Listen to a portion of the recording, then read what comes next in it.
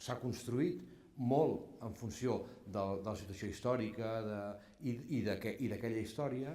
i aleshores la història t'obre tants ventalls que tens la tentació d'anar a decidir, doncs jo faré lo maçònic, o jo faré lo infantil.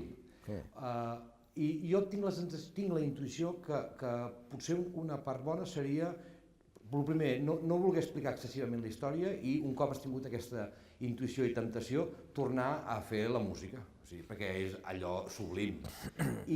Però com anar recuperant la història de tant en tant per anar recuperant que l'àrea aquella, el moment musical, torni a ser impactant, no? Després d'un petit silenci, després d'una frase, després d'un diàleg molt curt, després d'algun moment en què aquells intèrprets es miren cap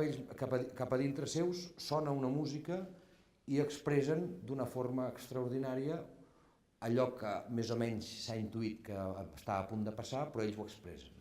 És que molt més, hi ha molts moments que tampoc es podrà fer, per això tornant al principi d'aquest príncep que el persegueix una serp que li cau l'espasa i es desmaia,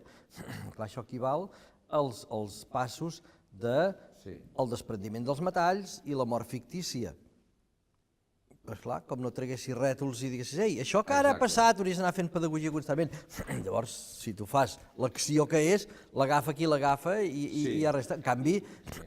la dinàmica de la música,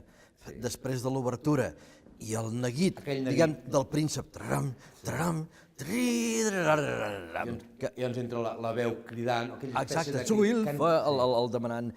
auxili. Clar, això ho esborra tot, o sigui, això s'ho endú tot. Però tota aquesta iniciació maçònica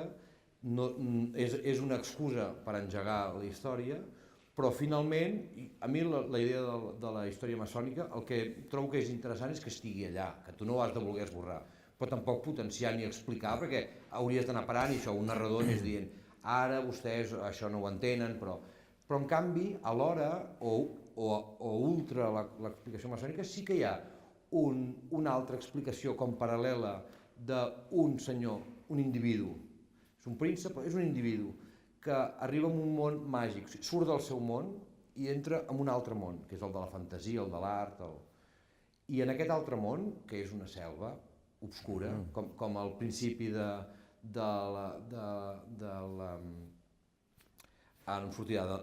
de la Divina Comèdia, està a la meitat de la seva vida i necessita trobar un sentit de la seva vida, necessita fer algun tipus de ritus cap a algun lloc. Es troba un altre home, que també és un individu, que és l'oposat a ell perquè representa el més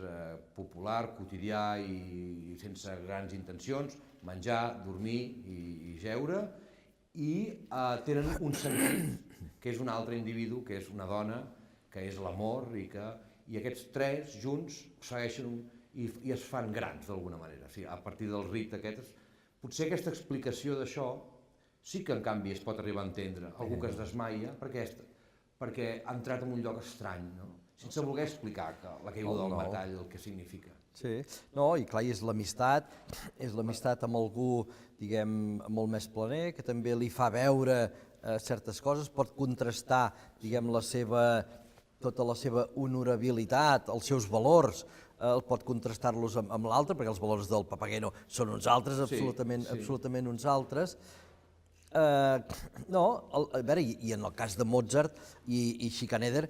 els hi venia molt planer, ells arriben diguem, no és una cosa tan...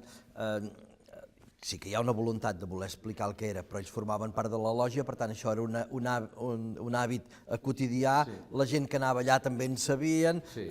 De fet, l'idea primera és una qüestió purament econòmica. El Schikaneder diu, escolta, estic molt fotut de calés, tinc deutes, fes-me una obra, ell era un compositor d'èxit, fes-me una obra on guanyi calés. Per tant, li fa pel seu teatre, diguem que no era un teatre oficial de la ciutat, diguem, era un Singspiel, que fora molt més a prop del món del vodevil,